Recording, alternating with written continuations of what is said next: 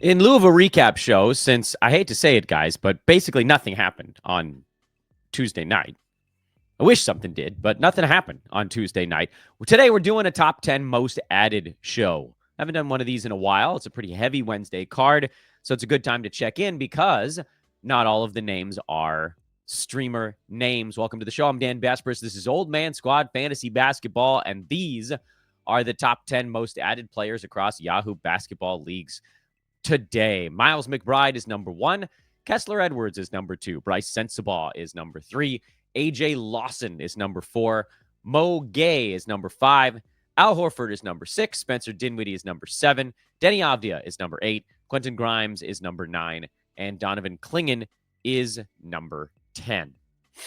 We're going to go through these names one by one and let you know whether or not you should be adding them as well. And depending on what format league you're in, we'll try to break it down both ways. What does he mean when he says both ways? I'm talking head-to-head versus Roto. We can do this. We will do it together. Number 1 on the list was Miles McBride. He's an ad, especially in games cap formats, but there are a few little, caveats to this one. In his last ball game, McBride had a big one, which, fantastic. 21 points on 11 shots. He had 4 3-pointers, had 7 assists, 2 steals, didn't turn the ball over at all. Missed a couple of free throws, which was kind of weird. But overall, that's a big win. In the previous game, also without Jalen Brunson, he played 34 minutes, but shot just 2 for 13, had 7 points and 6 assists. The true outcome for McBride is going to fall somewhere in the middle, which is playable in Roto formats. It's playable in all formats, I guess I should say. But the problem with McBride is that the Knicks have one of the worst schedules in the NBA after their game in Portland tonight. They're off for 2 days. They're in Golden State. They're off for a day. They only have one game the rest of this week, which makes McBride kind of a difficult hold in head-to-head leagues, where after today, you could pivot to someone who has 3 games over the rest of this week. But next week, the Knicks have a good schedule. If that's your fantasy finals, great. That might even be, if you're in Yahoo leagues, I think that might even be the first week of the playoffs. And the Knicks go into another 4-game week after that, and another 4-game week after that, and another 4-game week after that, which wraps up the regular season. So it's really just this little stretch right now. If you can make it through basically the next 4 days, you might get another 3 weeks where Jalen Brunson's out, where McBride is cooking. So I would recommend an ad for sure. Should have been added when Brunson went down, but a hold as well on McBride, even in head-to-head formats, because it does, if I can talk you into it, it does get better after this next little stretch of days. I want to officially welcome you all to the program. I didn't really say hello at the beginning. I am Dan Besbris. This is Old Man Squad Fantasy Basketball. You can find me on Twitter at Dan Besbris. Old Man Squad is the handle on Blue Sky. Please subscribe to the channel. Those of you that have done that lately, that's awesome. I can't believe that we're still able to grow the channel this late in the NBA season. Cleared the 7,000 bar earlier this week. We're adding like 8 to 10 per day, which, it's not a lot, but it adds up.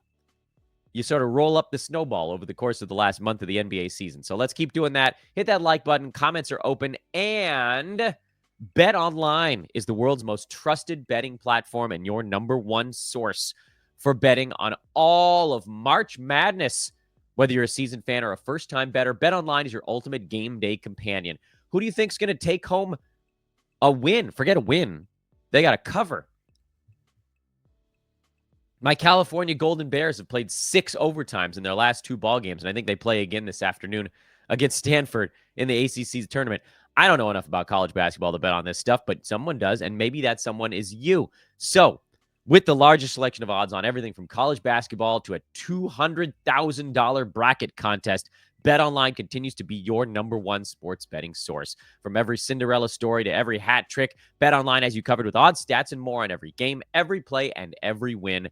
BetOnline, the game starts here. Let's talk about the next name on the board, and that is none other than Kessler Edwards in Dallas. He is a no for me. Coming off a big ball game, Edwards had 22 points and 11 rebounds, 3 assists. 4 for 4 at the free throw line, 9 of 12 from the field, 1 steal. But look at some of the other lines that he's posted in not quite as many minutes, but pretty close to that number of minutes.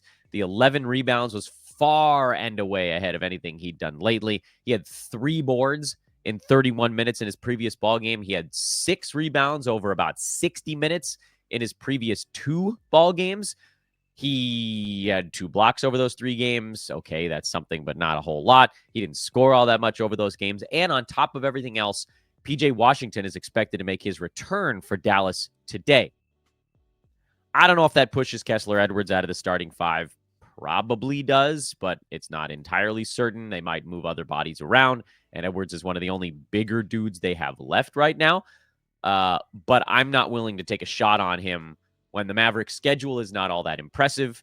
I think they have 2 games the rest of this week, if I'm not mistaken. No, they still have 3 games left, so I guess that's all right. But then they roll into a 2-game week next week. So head-to-head side, schedule's not great. Roto side, the guarantee of a good line is not great. I am out on Kessler Edwards today. I might be in on him if PJ wasn't coming back, but I'm definitely out with someone returning for Dallas. Brice Sensabaugh is the next name on the list, and you have to be really hunting specific categories if you're going to go the Sensabaugh route, because he is kind of a one, maybe you could call him a 2-trick pony. When things are going good for Sensabaugh, he's scoring somewhere from 12 to 20 points and hitting 2 to 4 3-pointers a game. But other than that, there really isn't a whole lot to write home about. You can see in the game log I'm showing you on your screen, his high in assists over that stretch is 5. Most of the games are 0, 1, 2, 3, or 4. So you probably put him somewhere in the 2s when he's getting starters minutes, maybe up near 3. Rebounds is right around 3 or 4. Yeah, I mean, if this was the thing that was happening every single day, like if you could say, oh, yeah, this guy's going to give you 15, 4, and 4 with 2 plus 3-pointers, yeah, that'd be something you take a plunge on. But you've got to remember that other things are a factor as well. He's a 45% shooter from the field this year. He's a great free throw shooter, but he barely gets there. So you're talking about a guy that's going to give you, yeah, I mean, he might get you around 14 points and 4 rebounds and 3 assists, which is great, but he doesn't get many defensive stats. I mean, he's blocked, 1 shot in the last month, basically. He doesn't steal the ball very much. His the field goal percent is a drag. I don't think he gets there. And on top of all of that, we're seeing Utah play sort of partial varsity squad lately because they finally have some games against good opponents. So the Jazz are like, yeah, whatever, throw our good players out there. Let's see what happens. They got Memphis tonight. They put Toronto on Friday, so you might see them back to the JV squad for that one. But then in Minnesota, Chicago back-to-back over the weekend. They got the Clippers, the Celtics, the Cavaliers. There are some games where you're going to see John Collins continue to play. You might even see Lauri Markkanen get back in there for a couple of ball games. He's listed as questionable, which is frickin' progress at the very least. So, no, I'm not in on Brice Sensabaugh. The Jazz schedule is good, so that's sort of the good news on it. But if I'm going to go the Sensabaugh route, I'm doing it on a back-to-back, or I'm doing it where they're playing some tanking teams, and that's just not the thing happening right now. And I realized I forgot to share the Brice Sensabaugh tab for those on YouTube. I still had Kessler Edwards on the screen. We were talking about Brice Sensabaugh the last 2 minutes. Dan, you idiot. Well, I should sleep more. Next name on the list is A.J. Lawson, who busted out in his last ball game with 32 points and 12 rebounds. 7 3-pointers. That was crazy. And crazy doesn't usually repeat itself quite so quickly. In his previous 2 ball games, Lawson had played 58 minutes, scored a total of 13 points with 6 rebounds and 2 3-pointers. Yes, he was shooting way under what you'd expect him to shoot. But the fact that he came out in this game against Washington and took 21 shots, 14 of them from downtown, although that ratio of 3-pointers to other is actually somewhat consistent for him this year. He's pretty much only shooting 3s. But the 12 rebounds came out of nowhere. He's not a big steals or blocks guy. He's not a passing dude. He doesn't turn the ball over either, because if you're shooting every time, it's hard to turn the ball over unless you actually try to pass. This was the big game. We missed it. It already happened. If you need 3s, I could understand maybe dropping him in there and hoping that you get 2 or 3 of them, which does seem conceivable, especially as we figure out who's in and who's out for Toronto in this ball game. I don't really know yet. We'll find out by later today who's getting the day off. Could be everybody, could be nobody. They're playing Philly. It's a tanking battle. Toronto's got a few of those. They're on a run of like 6 straight games against tanking teams, which is kind of amazing. Brilliant scheduling here. So, yeah, I mean, Lawson's going to get in there and he's going to get 26 to 30 minutes of ball game while guys are getting rest, and he's going to take 7 to 9 3-pointers in those. So you can assume he's going to get 2 to 3 threes. I just wouldn't trust him to get anything else. So it's got to be a very specific categorical attack mode here for him. And if that doesn't make sense for your team, then he shouldn't belong on your team. Next name on the list is Mo Gueye. He's on the Hawks. He's still getting minutes in the low to mid 20s. But with Vit Krejci coming back, this is not a time that I would roll the dice on Mo. If you were ever going to take a chance on him, it would have been before guys started to come back. Karis LeVert missed the last ball game, so there was still a little bit of playing time. But the Hawks, when they get all of their wings healthy, there's really not going to be any room left for Mo Gueye at that point. And you can see what he does in 15 minutes, and the answer is almost nothing. What he's done in 20-some-odd minutes is still pretty close to nothing, but with a few defensive stats. He's very much a no in roto formats. If the Hawks were in the midst of, say, a powerhouse scheduling situation, I would look at it. But they just go every other day until next Tuesday, and then they're off for 3 days. So this isn't a good spot for Mo on the head-to-head side either. I think this is one of the easier ones we're going to talk about today. He's a no. Big Al Horford is the next name on the list, and he's interesting, except Kristaps Porzingis was present at shoot-around on Wednesday, so it's possible that KP's coming back for the Celtics. If there was a game that you'd expect him to pop up for, it would be this one, Porzingis. They're playing the Oklahoma City Thunder. Basically, like if Porzingis didn't play against the Lakers, this was going to be the one that he would return for, because then Boston has a back-to-back Friday, Saturday, Brooklyn being one of them. Next week, they play 3 teams that I would argue might at that point be fully tanking if they're not already. The week after that, they play like 1.5 real opponents. Those are the times you want to look at Al Horford. Not for the big ball game where he's coming off the bench behind Kristaps Porzingis. I don't think Big Al's in a good spot today. I think he will be in a good spot for one of those 2 games on the Boston back-to-back when Porzingis sits and when Tatum probably sits for one of those, and Jaylen Brown probably sits for one of those, and Holiday probably sits for one of those. Because Boston is in rest mode now. This is what they did the last month and ish of last season also, so we kind of already know what the last 4.5 weeks is going to look like for the Celtics. And they're going to play their guys when they're fully rested against legitimate opponents. And anytime they think they can squeak out a win against a bad team, which there are a lot of them right now, and they're trying to lose, they're going to rest guys. And in those games, you look at Big Al, which makes him a damn near impossible ad on the head-to-head side. Because you're going to get too many of the down games and you're going to get rest games mixed in. Games Cap Roto, today's not the day for Big Al, but in the day that Porzingis sits or a bunch of people sit, that's the day you drop him in for 1 game and then you move on and you do something else after that. So no, I would not use a head-to-head weekly roster move on Al Horford. That's a terrible decision, but I would look at him in Roto. Spencer Dinwiddie is the next name on the list. He's coming off a really nice 28, 7, and 6 game for Dallas, but he had been in a dismal shooting slump before that, where if you look at the numbers, 2 for 12, 3 for 7 was, I guess, serviceable. 2 for 12 again, 2 for 6. He couldn't get anything to go down. And then all of a sudden he got warm against San Antonio and had a much better ball game. Dinwiddie is, hear me very clearly, not a safe games cap play. The Mavericks do go every other day, which is fine this week, but then they roll into a 2-gamer next week. If you're playing Dinwiddie, you are playing him through Sunday and then punting. So head-to-head only, you're trying to get points and assists out of him, and anything else is gravy. He's not a big steals guy. There was 1 game in there where he got 4 of them. Great. He's not a massive three-pointers guy. There's 1 game in there he got 4. Great. He's a bad field goal percent dude. He's an average free throw percent guy. You know what you're getting out of Dinwiddie, and we have for damn near a decade at this point. And that's a guy you could use in certain head-to-head spots. I have him on one head-to-head team where I need assists. That's where I'm attacking, and I have such a massive cushion in field goal percent that I don't care about the fact that he's dragging it down. Great.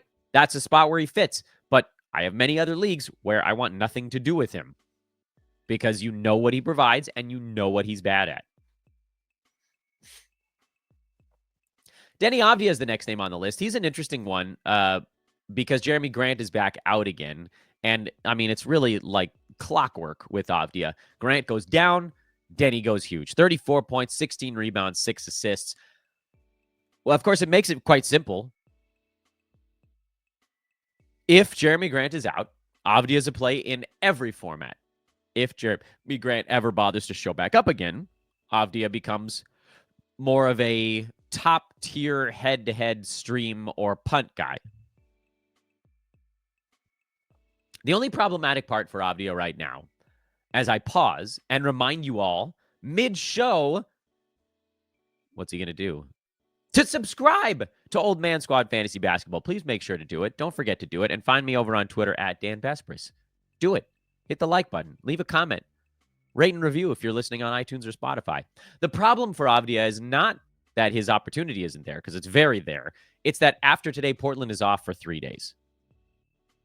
Then their schedule gets good again. They got 5 games over 8 days after that. But 3 days off is a really tough sell when you could turn Avdija into somebody with 3 games out of those 4 days left. There are a couple of teams. Lakers, Magic, I think, are the two off the top of my head. Maybe the Bucks. Milwaukee might be in there as well.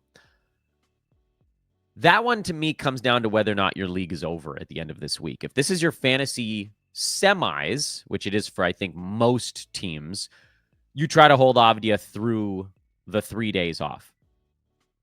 If it's your finals, you dump him. And if it's earlier, you try to hold. If you're in real trouble, he's a guy that you could turn 1 game into 4. There are a lot of...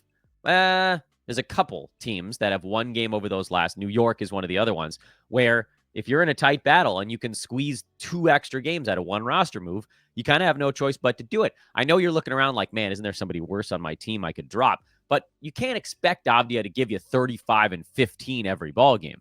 Even if Jeremy Grant is out, you're still talking about probably more like high teens in scoring on Deni and, 6 to 8 rebounds and 3 to 5 assists. And that's all good. Don't get me wrong. That, like, in a vacuum is very playable daily. But if you get 1 of those versus 3 games from someone else, the 3 gamer's probably going to beat almost every single one of those numbers. But try to hold on if you can through the rough scheduling patch. Again, it's very much an if you can thing. But if you're in a battle where you're falling apart, then you got to go get more ball games. These last couple of names are surprising, if only because I'm trying to figure out why on earth they weren't on every roster already. Quentin Grimes is 52% roster, but apparently he's still getting added. Same with Deni Avdija, honestly. Like, these last few names here, and you guys saw the slide at the beginning of this one. These are the names that are already on rosters in my leagues also. And that's Quentin Grimes, who's been dominating basically since Philly shut everybody down. And we heard from Nick Nurse that they were going to try to keep his minutes in check, but that didn't happen. Last ball game, he played 39 minutes, had 35, 7, and 5 with 3 steals, a block, and 5 3-pointers. Grimes is going crazy right now. He has 3 games of 30 points or more in his last 6. So, hell yeah, he's a play everywhere. I don't even care if Philly's schedule turns crappy, which, by the way, it doesn't. Philly's schedule's solid pretty much the rest of the way, almost definitely through your playoffs. And in Roto, great. So this one's an easy yes. We need to talk more about it? I don't think so. Donovan Clingan is the last name out of the top 10, and then we'll do a couple of honorable mention names here without slides.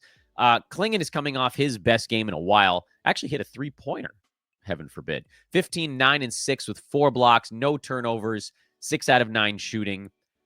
I've talked about Clingan a lot on this show because I do think that he profiles more as a specialist than anything else. And we just talked about Portland having kind of a bad schedule.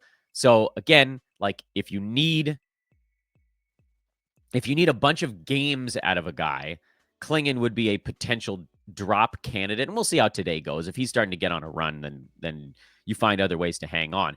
Prior to his really good ball game, Clingan hadn't been all that impressive over his last 3. He had a total of 13 points over those 3 games. The rebounding was good. He was up in around 30 over those 3, but only 4 blocks over those 3 games. 3 out of 5 free throws. He actually wasn't even shooting that well from the field. He was 5 for 11 over those 3 games. And yes, that's sort of the ebb and flow, the up and down. Even guys that shoot 55, 56% from the field for the year are going to have 2 or 3 game stretches where they're under 50%. That's just how the inconsistency of a season goes. But like if we're talking about a guy that you're pretty much just hunting for 2 blocks and 9 rebounds a game, then great. You can hang on to Clingan the rest of the way. If you're expecting to score and like have these big explosion games and 6 assists and 4 blocks a night, it averages out. So could you drop Clingan if you had to? Absolutely. In roto leagues, I don't think he's a must-hold guy. He's decent, but he's not a game changer right now. I do hope that once Portland is fully eliminated, that they just let Clingan roll for 30 minutes, but that could be another couple of weeks.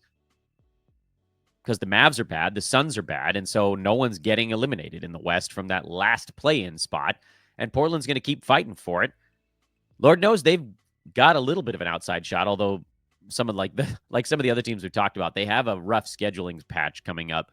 That would be the one that knocks them out probably like towards the beginning of week 23. And then, rest of week 23, 24, whatever, that's where you get the maximum Clingan. But again, I still think we're a couple weeks away from that.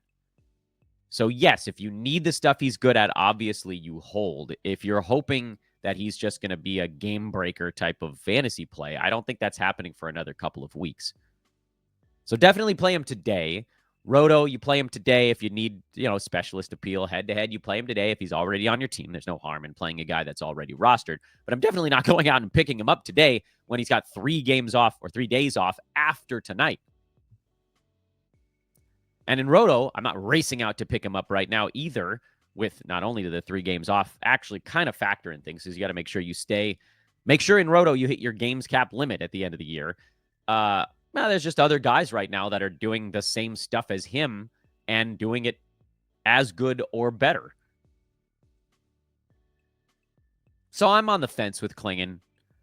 I'm trying to hold him in most places. You guys know me. I like winning blocks. I like winning field goal percent. I think that these are under-attacked categories. And so you squeeze out a guy that's good at them, and you can climb the board fast in Roto. You can win categories in head-to-head that people kind of throw away, which, by the way, there's the variance side of things, which is a very legitimate issue.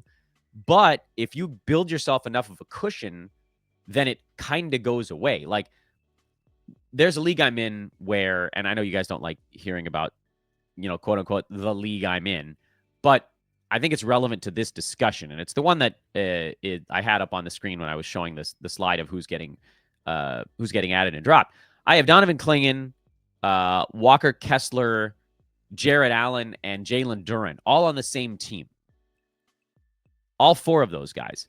And so, like, if you attack those categories, which rebounds also get sort of rolled up in it, you can knock out 3 I don't know that anybody can beat me in those 3 categories, almost regardless of what else I do. The only team that would have had a shot would have been a team that had a healthy Victor Wembanyama, and obviously that's not an issue anymore. And then like JJJ is also down for the year. So,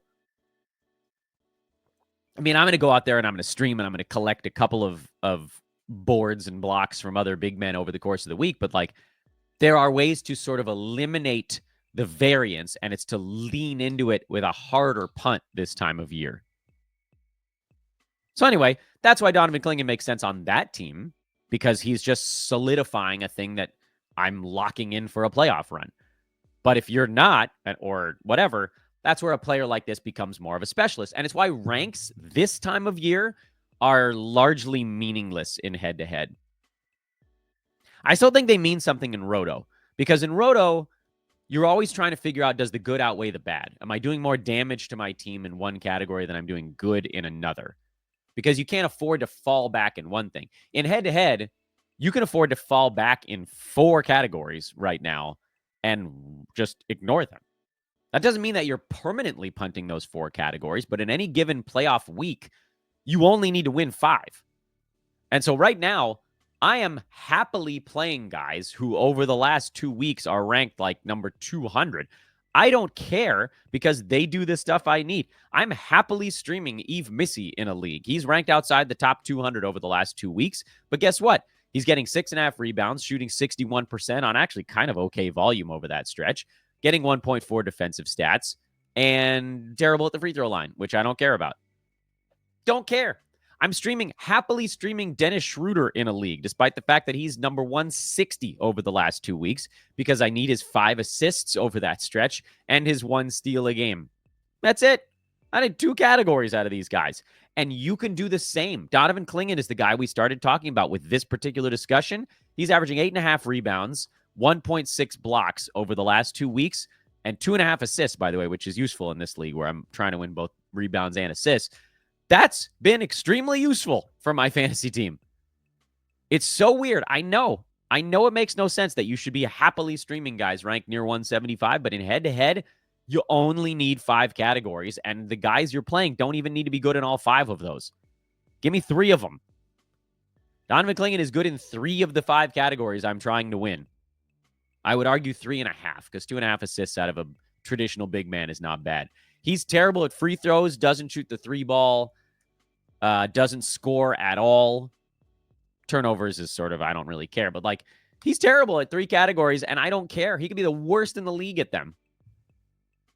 I tried to win some of those categories during the regular season. I'm not anymore, and you should also consider that. I know this show took a weird turn at the end, but I don't care, because that's how we roll here on this program. I do what I want, when I want, and there's nobody here to stop me. Maybe there should be. This show is brought to you by our friends at UnderdogFantasy.com. Play Pick'em on Underdog today, and all you got to do is pick higher or lower on 2 or more player projections, and you can 3 times your entry fee, and you can add more. You can go 3 names, 4 names, 5 names, 6 names, whatever, all the way up to winning up to 1,000 times your entry fee. And if you sign up today using promo code OLDMAN, OLDMAN, or just click our referral link in the show description, you can unlock a bonus of up to $1,000 deposit match cash up to a 50% clip and a free square on your first, or actually you don't have to use it on the first one. You can use it whenever you want on a pick'em card where you don't need to pick 2. You only need to pick 1 to 3 times your entry fee. That's a pretty damn sweet deal over at UnderdogFantasy.com. Yesterday, we got so close. We nailed the Max Strus play. I should have gotten down on the Cavaliers before they adjusted the number. Keep an eye on the news. I'll say the same thing I said yesterday. As guys go to questionable or whatever, you can actually get out in front of it on underdog projections and player props, frankly, over at our buddies at Bet Online, before a guy gets ruled in or out. If a guy's questionable, fading them is the way to go, because the line is built before that news comes out. Now, if the line gets adjusted, then it's too late, and you've missed your opportunity. But if you can get in there quickly when news breaks that someone's questionable, and these betting sites like, well, questionable, I'm not going to mess with it all that much, that's the way to go. And like, that's why I went higher on Max Strus yesterday, because we knew Ty Jerome was getting rested, and that wasn't going to impact his number at all. But when Donovan Mitchell got ruled out, that screwed up the numbers for everybody. So you look for those more minor situations where, like, thinking about Atlanta, Karis LeVert being out in that last ball game, that was great news for guys like George Niang and Zachary Reese-Shea. But Karis LeVert being ruled out, or like, let's say hypothetically Niang got ruled out, that's not going to be a thing that changes the number, but it should. This is something I talked about a long time ago with the Warriors. When Draymond Green was out, that only impacted betting lines by like 0.5 point, but probably should have impacted them by like 3. It's not the same now as, 2-3 years ago when Draymond was sort of the crux of everything they did on defense. But you got to look for those angles where guys that are in or out mean more than the public anticipates. That's UnderdogFantasy.com. And I am Dan Bespris. Please remember to like, rate, and subscribe on your way out. We'll have another show coming up actually right away today. I'm running them back-to-back. That's going to be our streaming show for Wednesday and Thursday. I want to get them both out early today. I don't think there's a whole lot of reason to wait. And my voice is loosened up, so let's do 2 in a row. I'm Dan, and I'll see you guys in like an hour. We'll do the next show. Why not, right? Just cranking out content, baby. That's why you got to keep subscribing. See you soon.